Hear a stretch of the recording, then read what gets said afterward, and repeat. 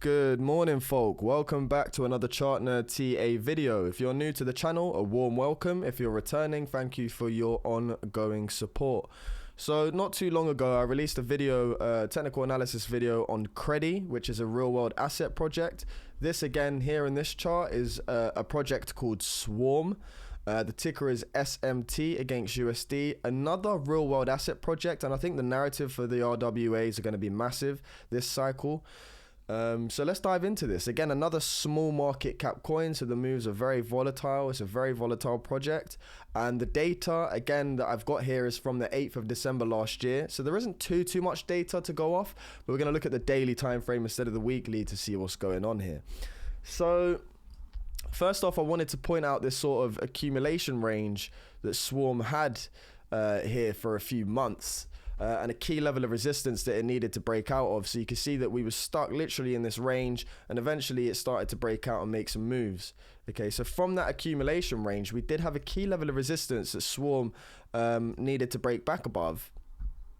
So we're going to get that key level of resistance in because it could play out a key part to our moves in the future, and key levels of support that we could be coming back down to if we do see any further retracements for Swarm. But again, as I said, from December all the way up until March, this level was resistance, and you kept coiling up, and eventually on the 13th of March you broke out.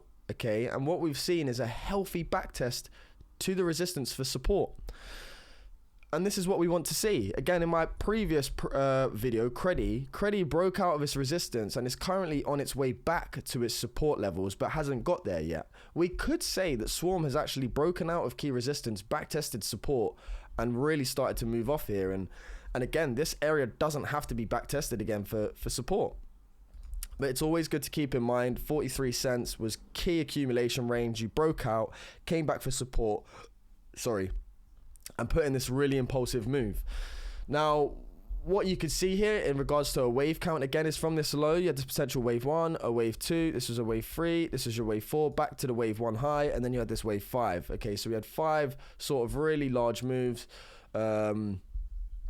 playing out from this low, and this was a macro wave 1, I believe. So from this low, you've got a macro wave 1 with 5 waves, and right now you're in a corrective wave 2, looking for support before the continuation and the takeout of this all-time high.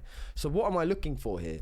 Well, to see Swarm confirm that the local low is in, to confirm that this was the bottom, we have this descending triangle from this top chart here playing out. I'll drag that down further as well, actually. You can see we've got a little crossroads right here. But Swarm, from topping out of this, you had this wave 1, wave 2, wave 3, wave 4, wave 5. From this wave 5 top out, you can see we started forming this descending triangle where you had lower highs and a key level of support for Swarm.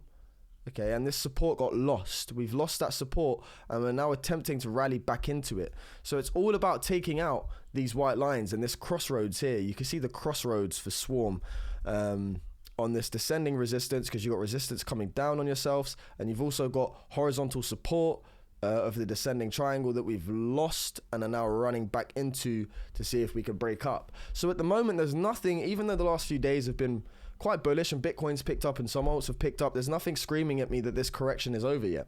Unless we start taking out key levels of resistance and key levels of previous support that are now potentially going to be met as resistance. So we need to see Swarm get back above 77 cents in order to see, and holding at 77 cents in order to see the continuation back to these highs that we've come down from. Okay, so we have to get out of this crossroads right now for Swarm. But as I said, going back, one bullish sign here is the fact that we broke out of key resistance and have already backtested it. So this backtest to this area doesn't have to come. Okay, and we could run into this crossroads, pull back for a higher low, and coil up. Okay, and this could give us some sort of ascending support where you're forming higher lows in an upping channel. And if you break the 77 cents, this could give the game away here, and potentially, you know, if we get the target of the ascending triangle to the resistance, you can see that if we do start taking 77 cents out, the retracement is back to $1.17 at this local high here. Okay, so if we do start holding a higher levels of support and coiling up on an ascending level of support here, being rejected by the 76, but holding, okay, on the way down, holding this ascending support, I think we're looking for a retracement to $1.17.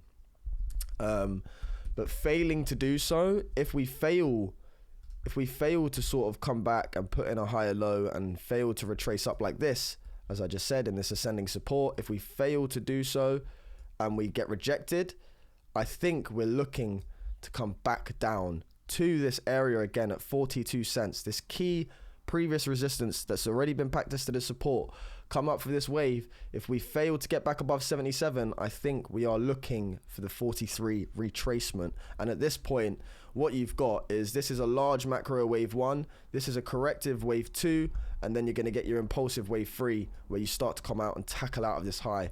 Again, I'm expecting the narrative for the real world assets to be absolutely crazy. I'm not here primarily at the moment to give targets. I could say, well, hey, where could the next target be if we do start taking out this $1.40 high? It all depends if this is the low. If this is the low at 51 cents and we've had the correction and the correction's in, if we start retracing from this low back to this 1 and taking the 1 fib out, the local all-time high, then I think you're looking to $2.58. And this is where you could have the wave 1, this is a corrective wave 2, and then you're getting your wave 3 impulsive move up to $2. But that's if this is the low. And as I said, there's nothing in the charts right now that's screaming at me. Even after the last few days of impulse, there's nothing screaming at me saying that this correction is in. And again, that crossroads at 77 cents is pivotal. I think it's a pivotal moment where we come up, we either decide to break through and hold support above it, or we decide to come up and get rejected at the crossroads and start retracing back down to the 43 cent range. If we start coming to the 43 cent range, in regards to wave counts, again, you could potentially have, this is a wave 1 down here, because you've got an A, B, C, that's your wave 1. You've then had your wave 2, you've got this wave 3, potentially a wave 4 to 77, and then a wave 5 down to 42, 43 cents. Again, they say that you can't really tackle out of the wave 1 on Elliott wave theory. So this would be the wave 1, a wave 2, a wave 3, a wave 4, back up to this 1 wave, because you can't get wave 4 retracing higher than the first wave down of the Elliott wave, and then getting your rejection. So I do apologize. I'm not going to use the wick. I'm going to go off the candle closes. And in fact, I think this is potentially the play here. I do, forgive me. Yeah, I think something like this. So 1, 2, you've had this A, B, C, wave 3 of this larger wave, and then you're getting your wave 4 now up to 77 cents, looking for your 5th pullback back down to 43. Forgive me. That is how I think the structure is. You can see here evidently. Again, if I just get that off, I get a few things off actually. You could see the wave count here. So you got a wave 1, this is a wave 2, then you had an A, B, C, a large wave 3, your wave 4 up to 77, which ties up with this wave 1 previous support, and then your wave 5 back down to 43, retesting this key range that we broke out of back in March.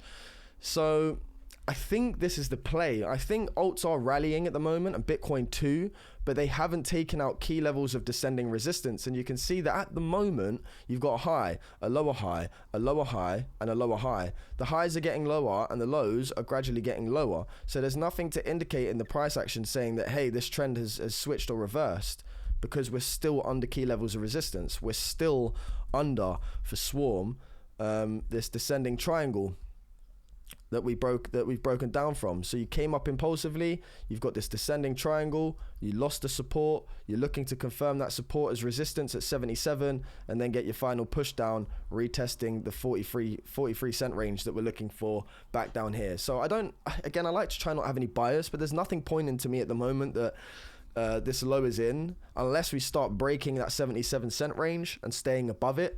I remain cautious and on the side of potentially seeing more downside, and this is just some relief into previous support points that have been lost on altcoins, and they're looking to turn them into resistance before a final leg down in May. Remember guys, not financial advice, but sell in May and go away. It's been a a thing for crypto throughout the historic times. You know, the months aren't always the greatest of returns through May, so people are always on the sidelines or very cautious. But anyways, that's my update for you today on Swarm, another real world asset potential altcoin. I hope you enjoyed the content. If you did, please like, comment and subscribe. From Chart Nerd TA, take care, peace out.